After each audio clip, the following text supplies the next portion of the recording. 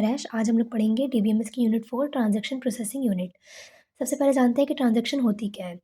तो ट्रांजैक्शन जो होती है कि नंबर ऑफ़ ऑपरेशन जब हम परफ़ॉर्म करते हैं, उन सारे ऑपरेशन को अगर हम एक सिंगल यूनिट लॉजिकल फ़ंक्शन की तरह परफ़ॉर्म करें, तो उसे हम ट्रांजैक्शन कहेंगे। ट्रांजैक्शन सिर्फ़ पैसों में नहीं होती, कोई भी नंबर ऑफ़ ऑपरेशंस अगर हम परफ़ॉर्म कर रहे हैं, तो हम उसे एक ट्रांजैक्शन कह सकते हैं, अगर हम उसे एक साथ सिंगल यूनिट में रिप्रेज़ेंट कर रहे हैं तो। It ensures that all the steps are completed successfully और none at all. It means कि अगर हम सारे ऑपरेशंस को या तो हम पूरी तरह से कंप्लीट करेंगे या तो हम बिल्कुल भी कंप्लीट नहीं करेंगे।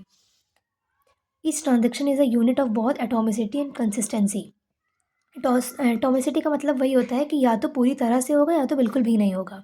कंसिस्टेंसी में इट मीन्स कि डीबीएमएस के कुछ रूल्स होते हैं, तो उसको मेंटेन करते हुए हम सारे ऑपरेशंस परफॉर्म करेंगे। लेट्स एक एग्जांपल देखते हैं कि ट्रांजैक्शन समझने के लिए। तो जैसे कि एक अकाउंट ए है और एक आपके फ्रेंड का अकाउंट है बी।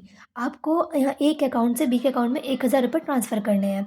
तो सबसे पहले इसमें हम ये नंबर ऑफ़ ऑपरेशंस है जो हम परफॉर्म कर रहे हैं। सबसे पहले हमने अकाउंट ए के बैलेंस को रीड किया। उसके बाद हमें 1000 रुपये पहले ए से डिडक्ट करने पड़ेंगे। उसके बाद जो रिमेनिंग बैलेंस है वो हमने राइट कर दिया।